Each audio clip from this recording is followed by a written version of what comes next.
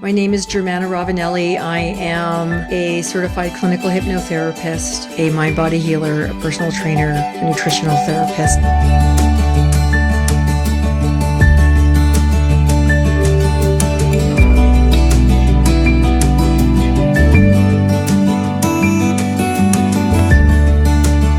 I was taught that health is harmonizing the body, the mind, and the spirit.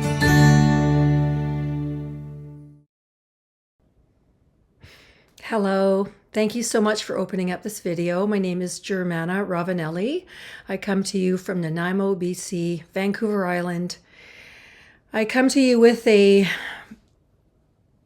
smorgasbord of tools for health and wellness, for body, mind, spirit. I'm a clinical hypnotherapist, a personal trainer, a nutritional therapist, a coach, and a spiritual teacher. I am a published author of a book called The Road to Transformation, Healing Generational Trauma. And this book can be found on Amazon. It illustrates how we unconsciously absorb our family's unresolved trauma or messages and we integrate them. And unfortunately, what happens is we repeat them, or we have thought patterns and attitudes and self-destructive behaviors that are usually inherited from our family. And it's not to beat up our family. We're just doing the best that we can. And, my story is pretty painful, and I'm here to share that there is hope. There is the ability to turn your life around no matter where you may be today. There's an old saying, and this isn't to be mean because I'm a parent too, but children don't have problems. They have parents. And our parents, whether they mean to or not, will pass on whatever they have not healed.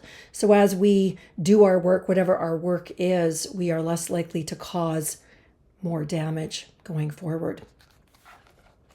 So today's video is about developing self-love.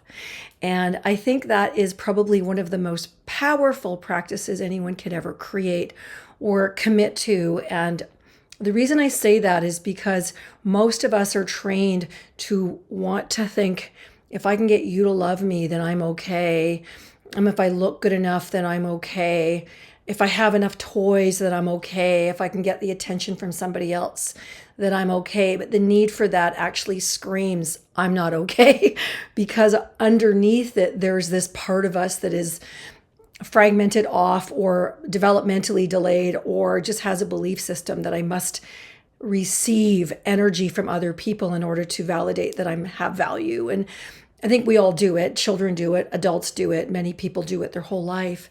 The thing is it sustainable, and does it work? And as a person gets to different parts of their life, those approaches start to die off. They don't work, especially if we're taught that, and women do this, I'm a woman, that our value is based on our youthfulness or our beauty or our waist size or what have you. And all of that is kind of like we use ourselves like a currency, which again causes huge suffering. The reality is that underneath it all, there's a part of us that is precious and lovable and worthy and intelligent and magical. And yet most of us are taught that if we actually take time for ourselves, what people do to control people, as they say, well, you're selfish, which is absolutely untrue. The most important thing we can ever do is have a commitment to fill our own basket, to water our own garden, our relationship to our body, our relationship to whether we have a spiritual practice, our relationship to money, our relationship to other people. But remember, we cannot give away what we have not got. And in the world that we live in with all of the technology, we're constantly running around, being deregulated by all of these things, usually being too busy, and we're not actually sitting in what's called as our personal power.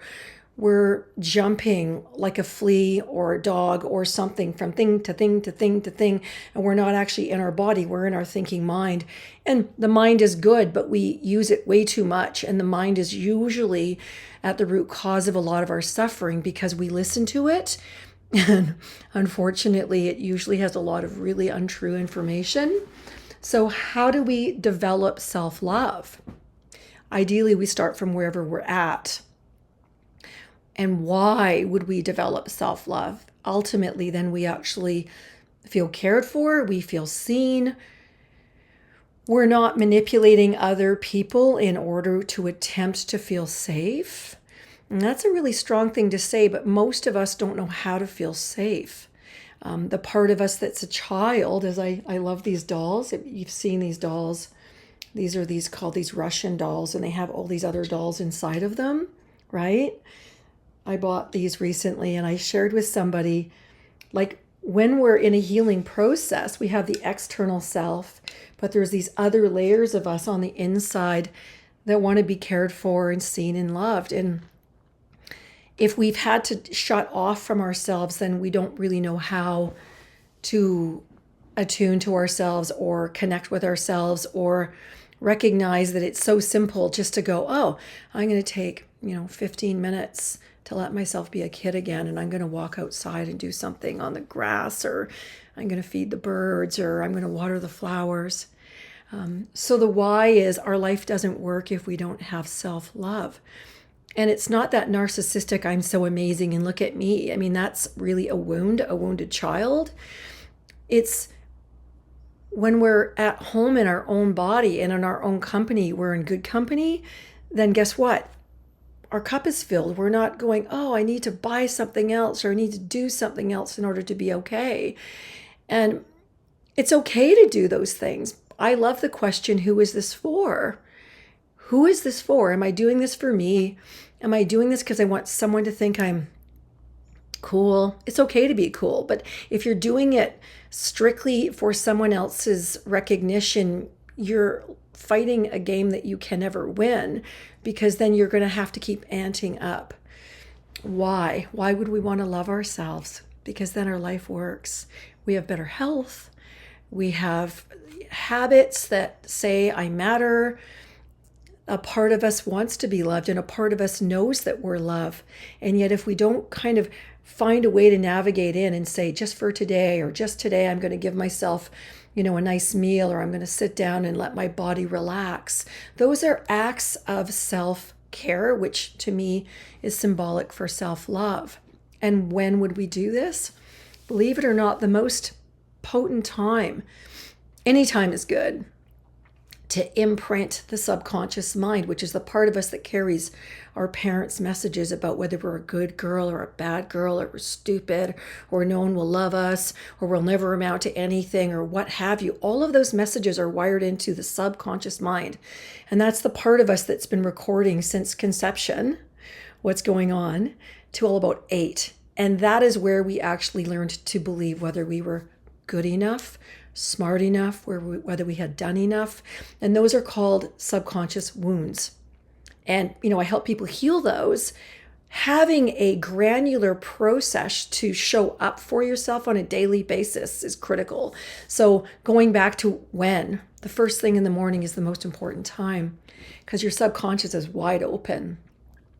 If you got into the habit, and one of my teachers said this to me when I was a baby, hypnotherapist, he was my mentor, his name was Fatah Taylor, and he taught me how to love myself. And one day I said to him, how can I ever repay you for teaching me this? Because my parents sure didn't. They taught me what love is not. And he said, just love yourself. And I was like, wow, because it's not a stationary thing. It's something we do daily. So he said to me, if you actually want to help people, which that's what I wanted to do, I wanted my life to have some value, and I wanted to be of service to others, because that brought me a sense of purpose. And it also felt like my suffering wasn't in vain. We all suffer. He said, light a candle in the morning, get up, light a candle, remind yourself that you were one with that light. You came from that light.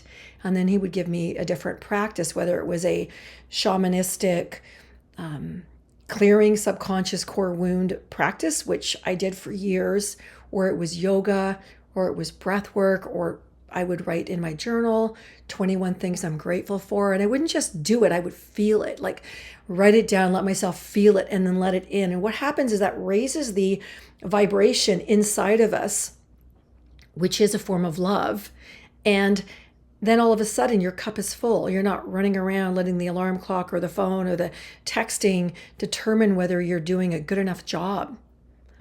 So when, first thing in the morning is the ideal time.